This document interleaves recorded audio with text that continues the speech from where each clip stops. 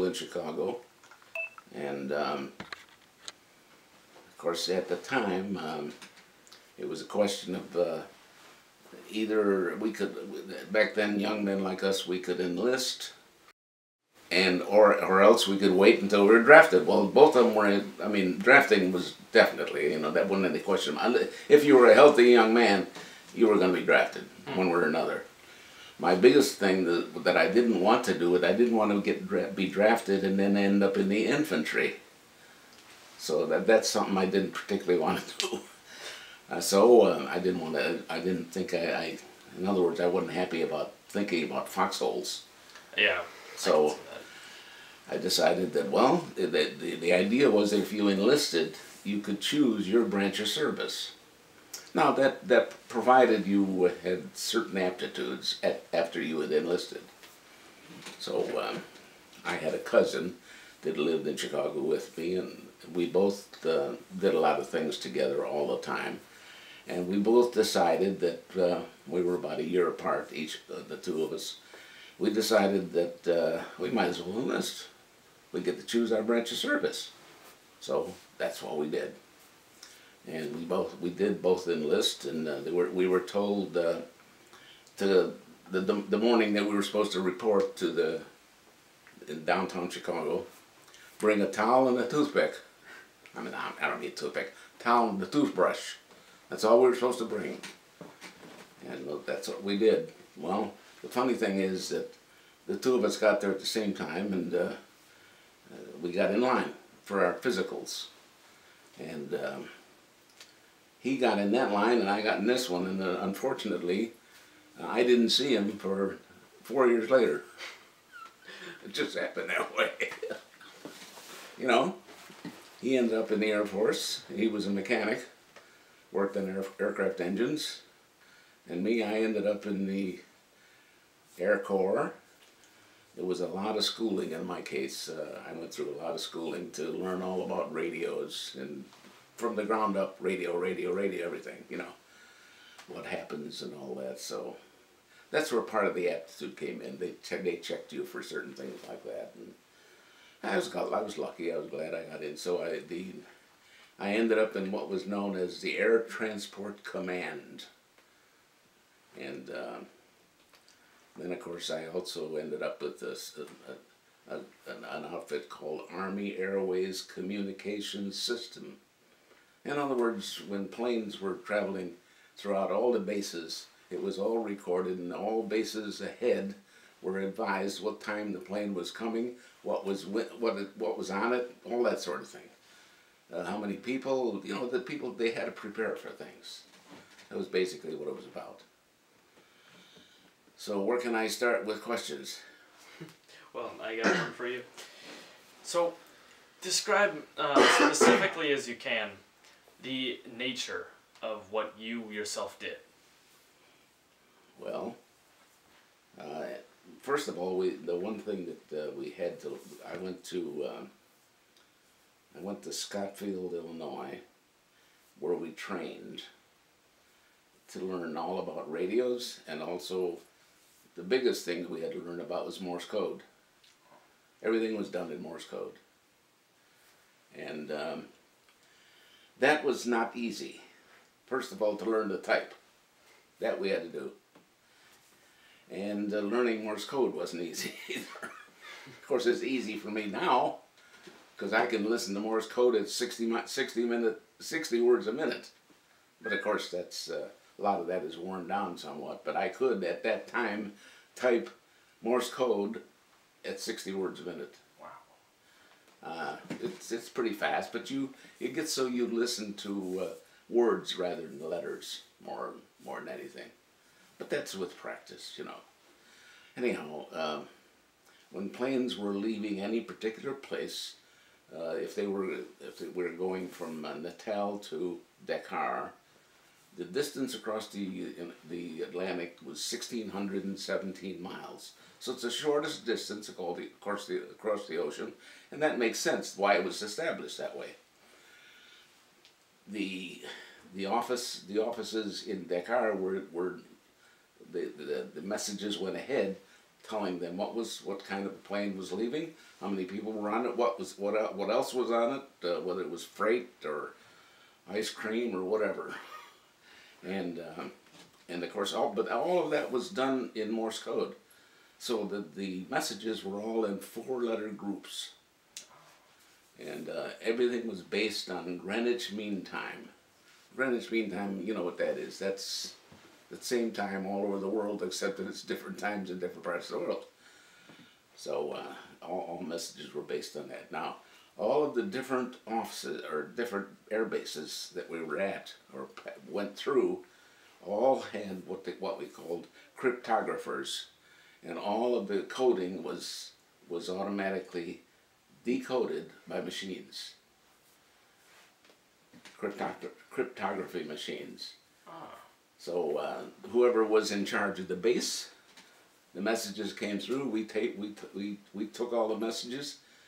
We put them on, you know, on our whatever supplies we had, and then we handed them to the cryptographer, and he went through the machine, and then he delivered it to whomever it was addressed to, the airbase commander or who. That's kind of what that was about. It was a perfectly good system, so that everything was recorded and everything was handled. And when we went to school in Scott Field, the strange thing about that is we were at war, so everything was speeded up. So there was a lot of guys that had to be trained, a lot of guys. Well, in my case, I happened to be in the group that was we went to school at 11 o'clock at night until 7 o'clock in the morning, because everything was done in shifts. So you got, at about 9 o'clock in the evening, you got up. We went to sleep around 3 in the afternoon. We got up about 9 o'clock in the evening and did a certain amount of exercising and showering and all that kind of stuff. Then we went to school, and on the way to school at about 11, just before 11, we went to the mess hall, and we had breakfast. Now that was the same breakfast the guys were going to get at 7 o'clock in the morning. But that was good for the people that worked in the kitchen, the kitchen police, and well, around about I think it was around 2 in the morning. We had a break, so we went to the mess hall. We could get coffee and donuts. Now the interesting thing about the donuts is everybody wanted the donuts naturally, but the interesting thing about the donuts is that the guy that passing out the donuts had a great big iron spoon, and you were allowed 2 donuts. If you took any more, you got it on the knuckles. So anyway, that was a great break to have the donut break. And then the next morning, by 7 o'clock in the morning, when you were done for the day, or for the night, I should say, but that was your shift, we went back to the mess hall, and guess what? We had breakfast. Same as what we had at 11 o'clock at night, which made sense. And then, of course, we also had our big dinner during the day around 2 o'clock in the afternoon, which everybody had it at the same. But, I guess the kitchen they never stopped. Just big kitchen, naturally, especially at Scott Field. And when that was over, and all this learning the type and learning the Morse code, I was transferred to Portland, Oregon, where we had an air base out there. And that particular air base had P-38s, and they used to haul targets for the planes to shoot at. Part of the practice, and that was fun to go way out there, and I was on the radio on the shift one morning, typing and taking messages in, and I suddenly my name was coming over to type, but I received the commission at that time. I typed Sergeant Peter Palasini. So that was unusual, and that was great. That was the first one. Then I became a staff sergeant. So, you know, it was nice. From then we had orders to come to go to Goldsboro, North Carolina. I got to remember all this stuff. It's been a long time ago. And from North Goldsboro, we then went overseas. I ended up. We started out in Accra, A-double-C-R-A, Accra, Africa, which was a great big base, and also right on the ocean. Well, you know, that's where it was. We were all herded onto a truck because from where we landed, herded onto a truck, and we had there was a bunch of kids running around, you know, black kids, and I just then, you know, I felt, this is a kind of a funny thing, but I felt sorry for one of them, and I had a quarter, and I threw the quarter out, you know, so he could get it. The funny thing is, I had to throw it pretty hard because it was, you know, there was a lot of kids around, and so I did that, and that doggone quarter just rolled, and guess what? We were on the corner. It was a bank, and that quarter rolled into the bank. The poor kid didn't get it. Crazy, isn't it? Yeah, just as lucky. Anyway, from there we had all kinds of bases. The next air base was Maiduguri in Nigeria, and then there was El Fasher and El Janina. And then the biggest base was in Khartoum, in what was then the Anglo-Egyptian Sudan, which of course was British colonialism back then. And in Khartoum is where the Blue and the White Nile come together. The Nile, you know, runs north and south. And there was a governor there who was in charge of the British units that were there, and he had a beautiful place to live on where the two rivers came together, and he had a motor launch, and he treated us very nicely. Come on and use the launch whenever you want to, fellas. That's what we did. It was nice. Khartoum was a great big city.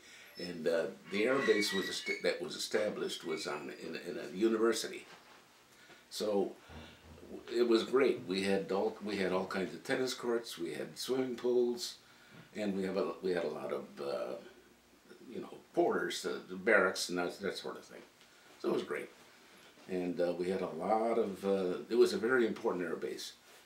It was but it was still sort of primitive. It was so primitive that they had taken regular Coke bottles at that time, and they had managed to cut the tops off somehow, and so they had to be filed down so you didn't cut your lips, and that was what we drank out of. That's how primitive it was. We had, as you might expect, because it was British colonialism, there were a lot of what we called the British boys were there too, you know, from the mainland, and back then we called them limeys. That always happens to be what they were known as, limeys. It was just a matter of there was a constant. The planes were all day long. We had people coming in and going out. That was the way it was. The movement was constant. We were transporting supplies of all kinds. We used to load the planes up about 46,000 pounds, which was, back in those days, that was a lot, because only twin-inch planes, and fly long distances over the African jungles, if you can imagine, and so from Khartoum we went to Aden, Arabia. From Aden, Arabia we went to Eritrea. Now that's Somalia. Small country up there. Small, yeah, but it was, I tell you, it was beautiful. It was really beautiful.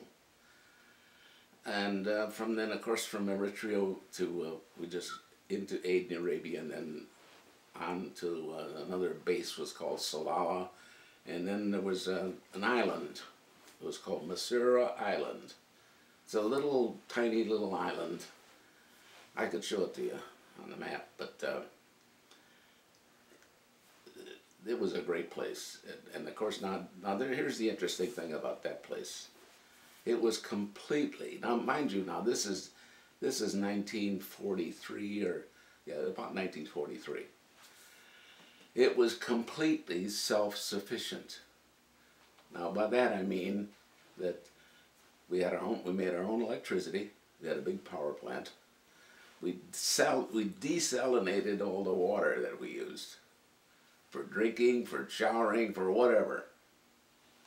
So it was a completely self-sufficient air base, which is kind of unusual, isn't it, at that time? Yeah. So where exactly is this island located? I'll show you on the map.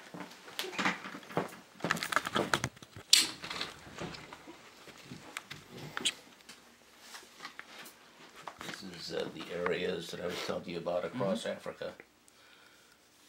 The cartoon was right here. There was Eritrea, and over here was Aden, Arabia.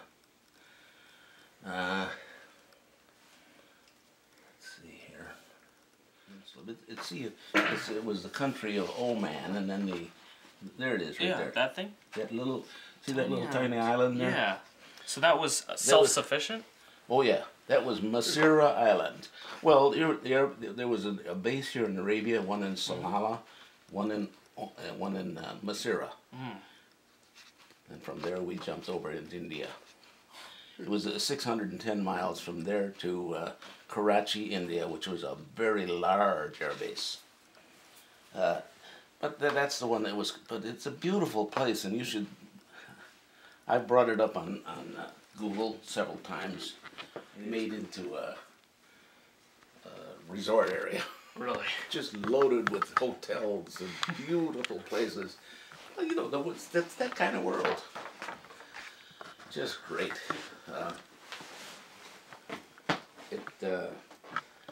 It was very important. It had a promontory, and where the air base was based, and the rest of it was 35 miles of the island was occupied by primitive people.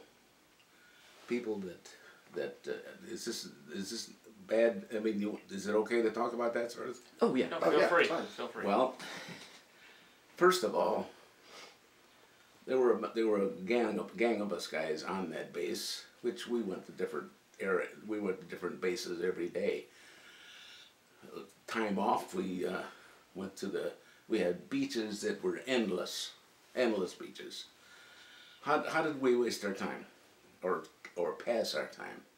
Well, first of all, there were these giant turtles that came up out of the ocean. I mean, giant turtles, that big round, that high, 200 years old.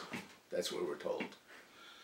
And they had a certain time of the year when they planted all their eggs. And during the night, and they only did it at night, not during the day, at night. And that mama turtle she would dig a hole in the sand close to the ocean and then lay her eggs. We used to count them, 180 eggs on the average.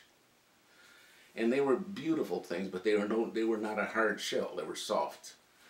And we'd bring them back to the mess hall and have them cook them for us.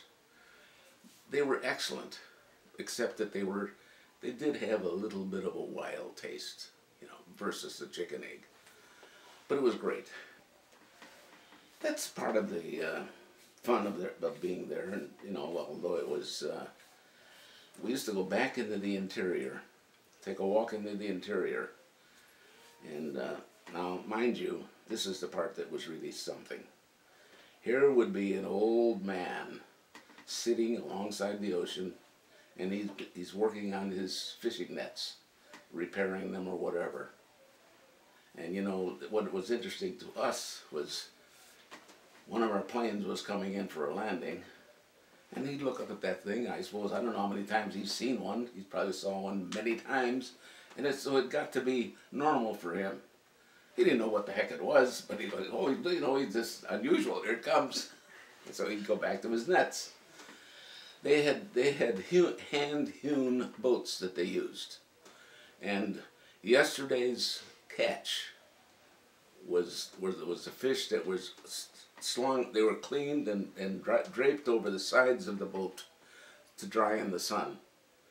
And well, if we want, once in a while, we'd go to Karachi, India, which was 610 miles, and so we'd go down to operations and get on the next plane going to Karachi and go there and spend a little holiday, about 3 days.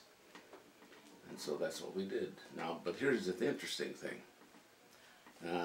Mind you, we were at war throughout the world. We'd go to Karachi, and there was a hotel there that we could stay at. And we all had a certain amount of money. You know, we got paid once a month and didn't spend it anywhere. So we would stay in the hotel. It was nice. And it was the Hotel Bristol. And tea and crumpets at 4 o'clock in the afternoon, and dinner at 8. And when you went to dinner, they had this great big dining room tables, and dinner at 8, real high fashion. And the thing I always say is we were at war, and yet we had finger bowls on the tables to clean your fingers. You know, that's high society with the British. Not done here, but it was done there. So that's part of life there. And of course, there was all kinds of whatever, you know, being on the base at night. You know, we each had all the guys that ran the radio. We had our own Jeeps. So you worked all night, and so you scooted around base if you had to go to the John or go to the mess hall and get some hot coffee or something like that. You know, so you had your own Jeep to run around in, but you're also manning all the radios all at the same time, taking down all the messages and whatever was coming through, and of course we had communication with all the various bases. Like in my case, lots of times it was Aden Arabia, and it was WXWA, that was the call letters, WXWA, and Masira Island was WXKG, Accra was WXKJ. So, you know, it was nice to be able to but you had to be careful. You know, this is the Army or the Air Force, and you couldn't have too much personal communication. We each had letters, call letters of our own, and you could tell who was on the radio in Aden Arabia by the way he handled his speed key. That was interesting. I mean, it's just you could tell by just like the way I talk, the way you talk. Yeah. It comes out in the way you use your Morse code too. Strange. I would never have guessed. Like that was CV. He was in Aden Arabia, and you know, I was PA and he was CV, and I knew it was CV on the other end when I was communicating. So what else can I tell you? Back in World War II. There were nurses all over the Army, but the Air Force nurses were the pick of the crop, if you know what I mean. They were the cutest, most beautiful girls, high class, because it was Air Force. Anyway, you had Air Force nurses in all these bases, because in some case, like there in Khartoum, we had a big hospital for whatever was necessary, and then had to bring guys in from other areas if necessary because it was a big hospital, because it had been a university. So the old saying was that we used to bring all kinds of people and supplies over, eventually to Burma, which was Kunming, China. On the way back, you know what came back? What? Pregnant nurses. That's not that's funny, but that's what it was. Oh. Well, you know, what happens. Yeah, happens. And back in those days, they didn't have the, what do you call that pill that they're talking about now? That The pill? Plan pill B. that Any of that stuff. didn't have it in those days. So, what else can I cover? I'm wondering, did you serve any time in eastern India, or mostly just in Karachi? Well, Karachi probably was about a little bit further, maybe into Agra and New Delhi, but not just quick runs through there. That's all. Sometime you were pinch hitting for somebody, you know what I mean. Yeah. What was your most memorable moment during the entire conflict? Oh well, I suppose if you want to really, the most memorable was when the war in Europe was over, and all of us guys used to sit around in the mess hall or wherever, and talk about the fact that sure it's over, but now we got Japan, and we're going to be around here for another 2 years at least. You know what I mean? Yeah. Because nobody knew what we had an atom bomb that was going to end it all. So that was very memorable because all of us guys just sat around and wondered how much longer we'd be at it. Mhm. So. What was the happiest part of the entire conflict? What put a smile on your face? Seeing all these things. For instance, in Eritrea, it was there were some wars that took place before our war with the Europeans and Italy. Mussolini, he was very active in war. So colonialism war. Yeah, and he had built. He did some good things. He had built railroads in Eritrea, and they had. It's just unbelievable. Some of the railroads. I mean, they were over reaches of land. No, what do you call them? Hills, basins, valleys. Valleys and things like that. But high rails and all that. I can't imagine how they built it, but they did. So it was something to see. So we go to Eritrea for some time off, and it was great. Just ride on these things, and the way they were built, the way the trains were built, is that you ran them from either end. Like on the way to someplace, the guy, he was in this part of it. That was the front of the engine, and then on the way back, he just went back to the back and ran it from there. So that was a sort of ahead of its time. So it was just a different kind of a life, and I always look at it as, in my case, it was a tremendous experience to visit, to be all these places in the world. And war was, we weren't really at war, if you want to call that. I mean, we were, but not we guys, We were just performing the services that went with it. Transporting people where they needed to be, transporting certain ones back home where they needed to be.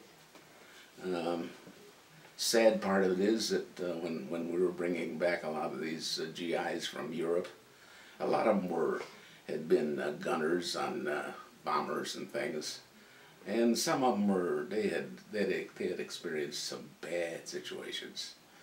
They were what you call PTSD, Oh. but they were more than that. They were nuts because they were scared to death. Paranoid. Oh, I mean, you can imagine. You know how many bombers they'd lose. They'd put 300 bombers over Europe and they'd lose 100 of them. And of course, a lot of guys managed to get back, even though the planes were all ripped up and all that. But they were also, screwy at that point. That reminds me of the book Catch-22, if you've ever read Yeah, it. yeah. A lot like that. Well, that was for them. That was war. We were just the carriers, if you want to call it that. But it was still interesting, very interesting, and it was interesting for me to be able to see that much of the world, and to be exposed to what I was exposed to, which was fine. When it was over, it was over.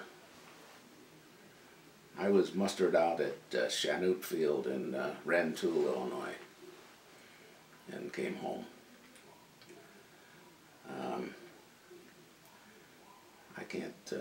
I don't know, is there anything you wonder about? Personally, no. That was plenty. Yeah. Right there.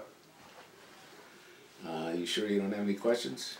No, all I can say is that, even though I was in World War II, I wasn't at war, if you want to call it that. But you're still very important. But we were the backup, if you want to call it that. Yeah, we had to get people over there and we had to get people back. And,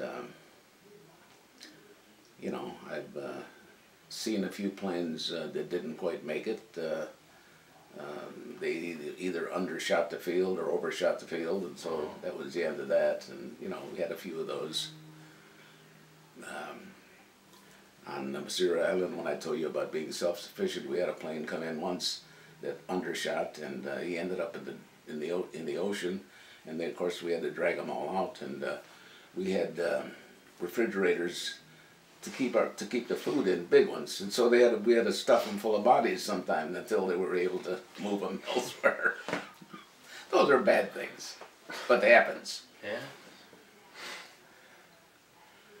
So. It's a pleasure talking to you, sir. Same here. Same here. It was wonderful. Now.